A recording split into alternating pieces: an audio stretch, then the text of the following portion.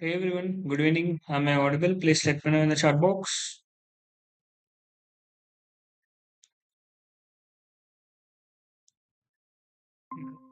Yes, thanks for the confirmation. So let us start this particular session. Yeah, I hope everyone watched the previous session recordings and uh, any doubts and any queries in the previous sessions. All good?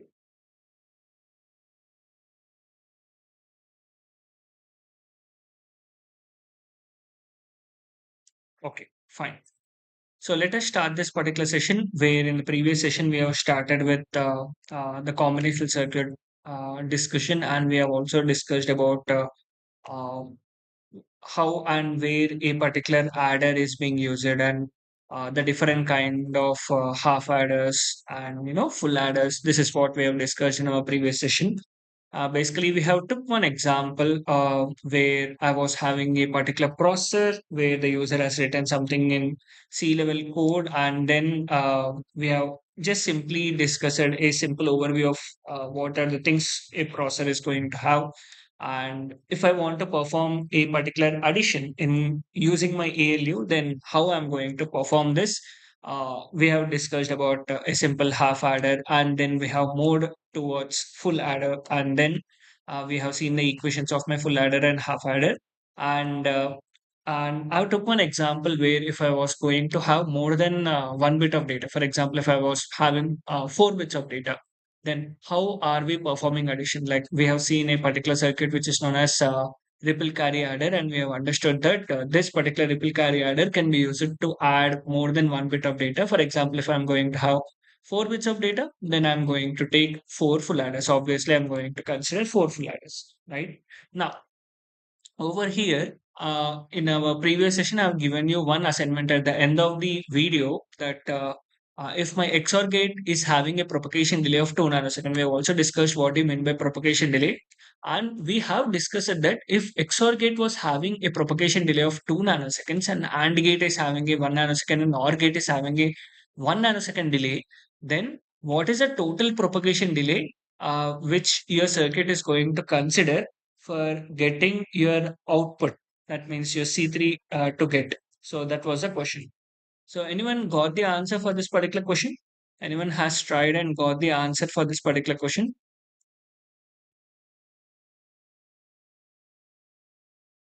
So what was the total propagation delay which this particular circuit is going to take for producing my C out is the question.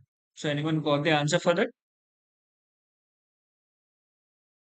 No one got?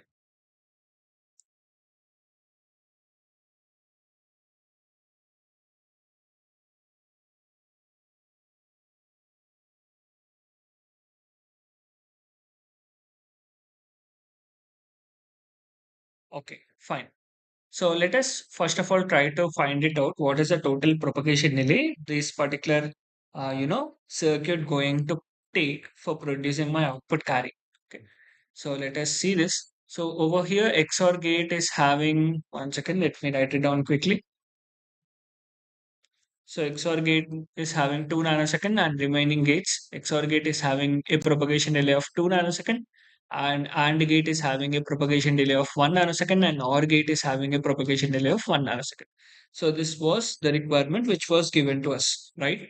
Now, so what we are going to do, first of all, let us simply draw a full adder. So full adder, it is going to look like this. I'm going to have one XOR gate, and A and B I'm going to have, and it is fed to one more XOR gate, and Cn is fed over here, so that I'm going to get over here AX or BX or Cn. This is what I'm going to get. And coming to my carry equation, so C out is nothing but AB plus Cn into AX or with B. This also we have seen in our previous sessions, the alternate equation for my carry out. So what I'm going to get, this is my A and B, A dot B plus Cn into Ax or B. So Ax or B is going to get from here, and Cn is going to get it from over here. So this is my Cn. So Cn into Ax or B.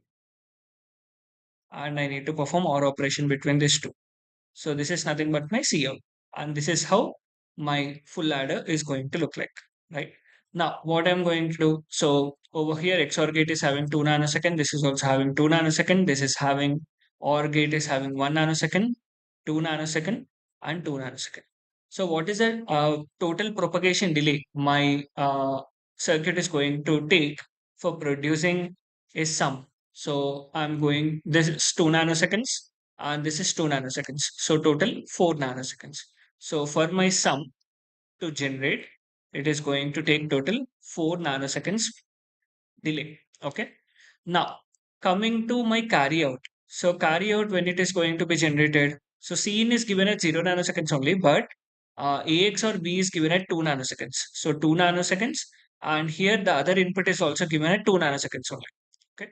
So this is given after 2 nanoseconds and this is given at 2 nanoseconds. So both the inputs are given at 2 nanoseconds plus 1 nanosecond. That means 3 nanoseconds. So C out is basically having 3 nanoseconds of propagation delay. So from this particular circuit diagram, I came to know that my sum is basically having 4 nanoseconds. So for this particular circuit to generate this, uh, my sum is basically taking 4 nanoseconds and C out is taking basically 3 nanoseconds. Okay. So once again, see the C out. So C out, we are going to get it from here.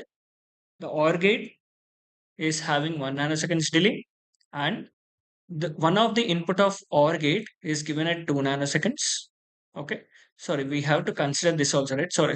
So this is 2 nanoseconds and this is 2 nanoseconds. So one of the input is given at 4 nanoseconds and another input is given at 2 nanoseconds. So 4 plus 1, 5 nanoseconds. So C out is given at 5 nanoseconds. You need to consider this particular delay also because you need one of the input is AX or B into Cin, right? So AX or B is coming at 2 nanoseconds, 2 nanoseconds plus this 2 nanoseconds, total 5 nanoseconds. Okay. So how to calculate this particular delay? Is it clear?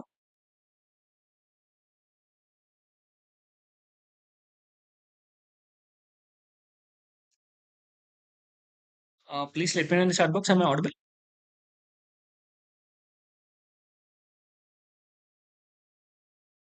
Okay, great. So from here, I got to know that my sum is basically getting after 4 nanoseconds and carry is being getting after 5 nanoseconds. So what I'm going to do, so in this particular circuit, you can see your LSB is coming after 4 nanoseconds and your carry is coming after 5 nanoseconds, right? Now, uh, one of the output of your full adder. So first full adder output is coming at 5 nanoseconds. Your carry is getting at 5 nanoseconds. And when you're going to get your sum, anyone wants to answer? When you're going to get S1? After how many time units you're going to get your S1? It's a simple question. So how many nanoseconds after you are going to get your S1 is the question.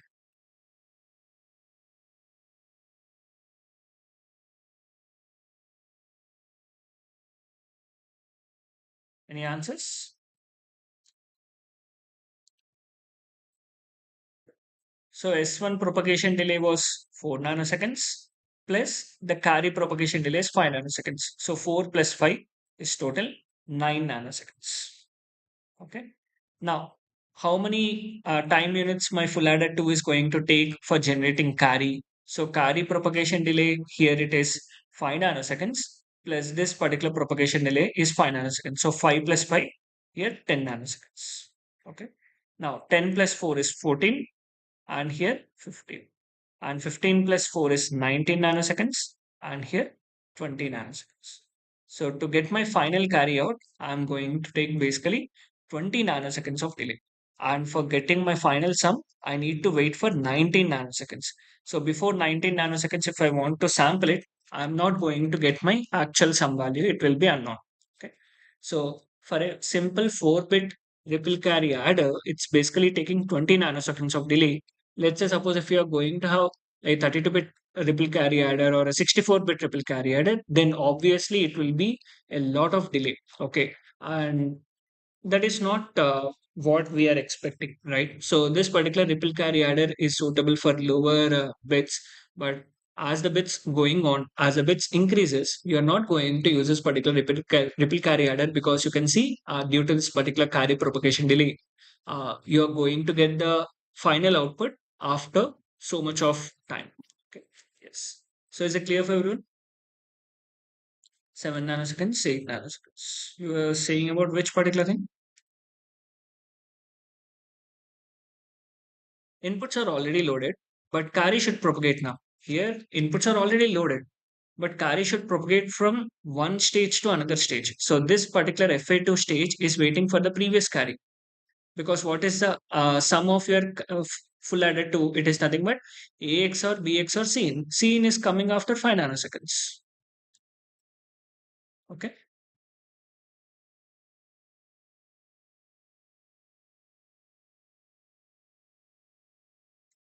Is it clear for others?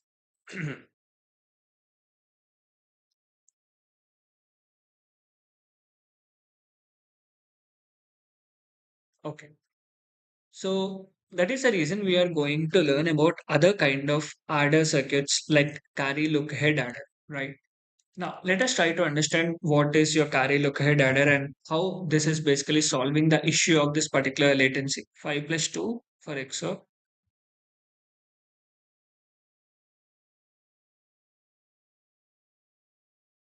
You're talking about which particular stage delay?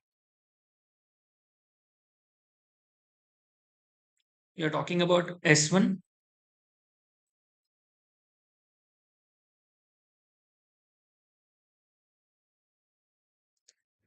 Okay. So S1, if you observe, let's say this is my FA1 and this is my S1. Okay. And this is my C1. Now, so here Cin is basically we are going to get Cin at 5 nanoseconds. Okay. That means I'm talking about this particular carry. I'm going to get 5 nanoseconds. Here I'm going to have 5 nanoseconds delay. Okay. So one of the input is applied at 2 nanoseconds and another input is applied at 5 nanoseconds, right? So we are going to consider the longest delay, which is 5 plus 2, that is 7 nanoseconds. So S1 I'm going to get at 7 nanoseconds. Yeah, okay, fine.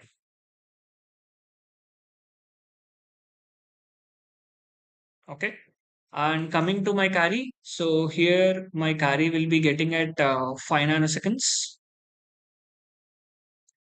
And sorry, this I'm going to get at 2 nanoseconds and carry at 5 nanoseconds. So one of the input is 7 nanoseconds and this I'm going to get at 2 nanoseconds. So it is 9 nanoseconds. Yeah, correct. Okay.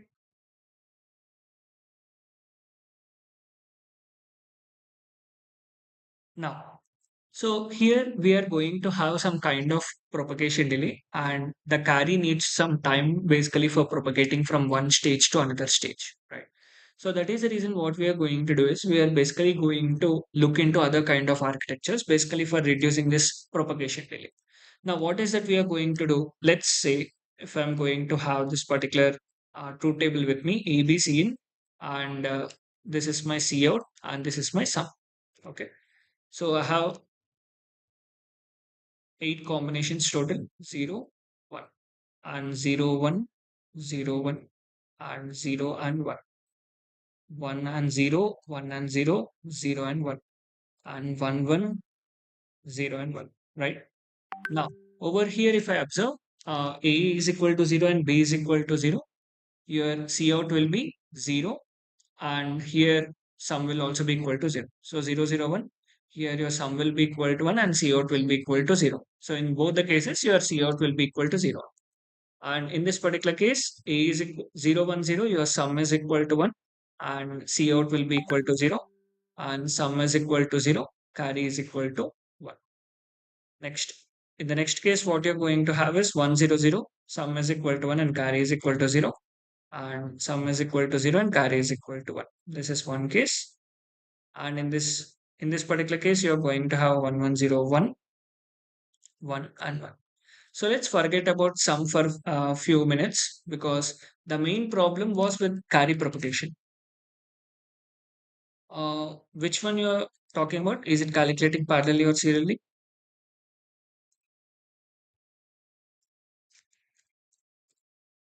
You are talking about this one?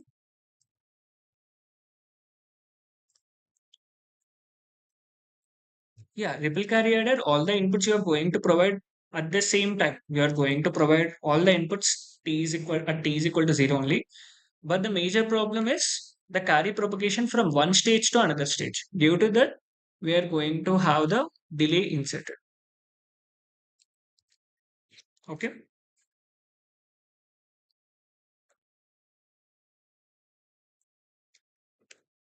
Now coming back to this. So if you observe over here, whenever your A is equal to 0 and B is equal to 0, there is no carry which is generated. So this is not a problematic case at all. So our problem is the carry propagation. Like we need to check it out where exactly the carry is being propagated. Now, here, if you carefully observe, in whenever your A is equal to 0 and B is equal to 1, whatever the input carry that is been propagating to your output carry. And whenever your A is equal to 1 and B is equal to 0, whatever the input carry which is present, that has been propagated to your output. Okay. So I will write it down over here. Whenever your A is equal to 0 and B is equal to 1, or A is equal to 1 and B is equal to 0, your C out is equal to C. Okay. So this is nothing but my propagation. So basically carry is being propagating from my input to output, right? Now, in this particular case, whenever your A is equal to 1 and B is equal to 1, irrespective of your input carry, output carry is being generating. So whenever your A is equal to 1 and B is equal to 1, what is happening? Your C out is continuously 1. So this I'm seeing it as generation. Okay. Now, if I want to write down the generalized equation of my carry, what I'm going to write down is C out, which is equal to, we already know that AB plus C in into AX or with B, right? So here AB can be written as, so what is the equation which we can frame it out for this particular generation? If you carefully observe, whenever your A is equal to 1 and B is equal to 1, then only the carry is being generated. So I can simply write down the carry generation CG is equal to A dot B. And here you can observe whenever A is equal to 0 or B is equal to 1, I can represent this as A complement B, or A is equal to 1 and B is equal to 0. B complement. This is nothing but my carry propagation. I'm going to call it as CP. Okay. So I can replace this particular equation as C out, which is equal to CG plus C in into CP. That's it. Okay. So this is a generalized equation which I'm going to have for my carrier. Okay. Now, what we are going to do with this equation, let us try to find it out. So coming to my first stage carry. So C1 is my first stage carry, which is basically equal to AB plus C in into AX or with B. This is the equation I'm going to have. Now, here, these are my inputs is A1, B1 and A1, B1. Okay, this is the initial carry. This initial carry is already given. Okay, now coming to the second stage carry, I'm going to talk about this one. So coming to the second stage carry, so C2, which is equal to A2 into B2 plus C1 into A2 XOR with B2. Here you can observe the second stage is basically depending upon the previous stage. Okay, that is basically it is depending upon the first stage carry. Now, if you observe, if I can able to crack down this particular C1 equation, that is C2 is equal to A2 B2 plus C1 is nothing but A1 B1 plus C in into AX or B, A1 XOR with B1 into A2 XOR with B2. So in this whole equation of the second stage carry, nowhere I can see the dependency upon the previous stage. I am only able to see the dependency upon the initial carry, which is already given in the first stage itself. And if you observe the equation of C3 also, you are going to get A3 into B3 plus C2 into A2 XOR with B2. And if you expand the C2 equation, you are going to get again C. So carry look ahead adder is basically focusing upon removing the dependency upon the previous stage carry. So how it is removed? This is how it is basically going trying to remove it. So if you expand any particular stage carry equation, it is going to have a term which is basically dependent upon the Cn.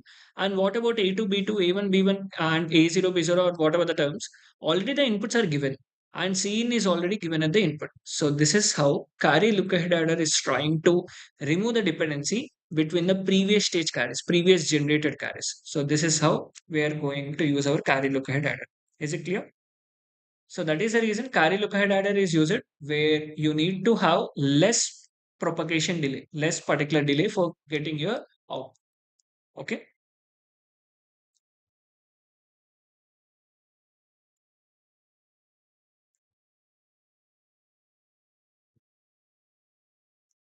Is it clear, guys?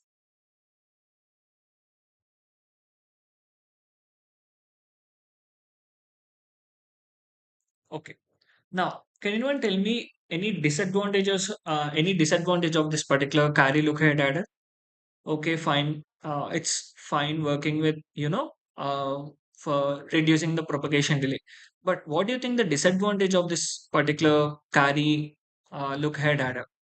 What do you think the disadvantages may be? Exactly. Basically, for implementing this particular equations, if you can see, for every particular stage, you have a bigger, Boolean expressions. So if you want to implement it, you're going to obviously need more logic gates. And as you increase the number of bits, obviously the hardware required to implement this particular carry look ahead adder is also going to increase. Okay, so this is the disadvantage we are going to have with our carry look ahead adder. Okay. So that's the reason you can basically, explore other kind of adders like Cockstone adder or, carry save adder. There are multiple adders which are present once you can explore them. So every particular adder has its own kind of advantage and own kind of disadvantage once you can explore it. And these are the basic adders which you're going to use. Okay. Yes. So any doubts or any queries in this particular ripple carry adder or carry look ahead adder?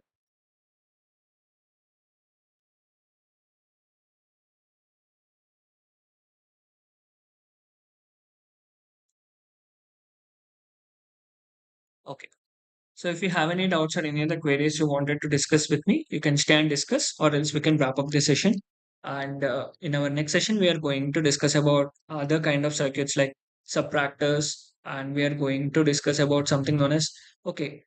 We have started with combinational circuit discussion, but we haven't actually understood what do you mean by combinational circuit. Let's briefly try to understand what do you mean by combinational circuit. So basically, a combinational circuit is a device where your output is dependent upon the input and your present output is only dependent upon the present input. So what do I mean by this? So let's say if I'm going to have a simple combinational circuit like this. So whatever maybe you're going to take or your work with, it might be a multiplexer or it might be a decoder, encoder, or a adder, subtractor, or any particular thing. If you're working with a combinational circuit, whatever may be your output, that is basically dependent upon the present input. So whatever the output is basically present output is basically dependent upon the present input. Now, can anyone differentiate between the combinational circuit and a sequential circuit? This is a major, common question. Like, what is the difference between a combinational circuit and a sequential circuit? Anyone can answer this? So, I have given you the definition of a combinational circuit where your present output is basically dependent upon the present input. Can anyone basically differentiate between, if you know, the difference between a combinational circuit and a sequential circuit?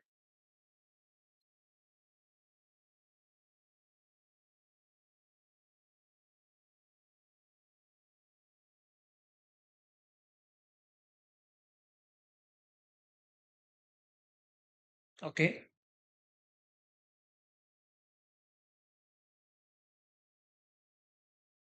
Combination circuit depends upon the present input. And any idea what do you mean by sequential circuit? Like, what is the difference between a combinational circuit and a sequential circuit? So, common answer I generally receive is so combination circuit doesn't have any clock and sequential circuit have a clock. Is this particular statement true or false? This is a common answer I basically listen. So that's the reason I'm putting it here. So I get what is the answer is a combinational circuit doesn't have a clock and sequential circuit have a clock. Is it correct or wrong?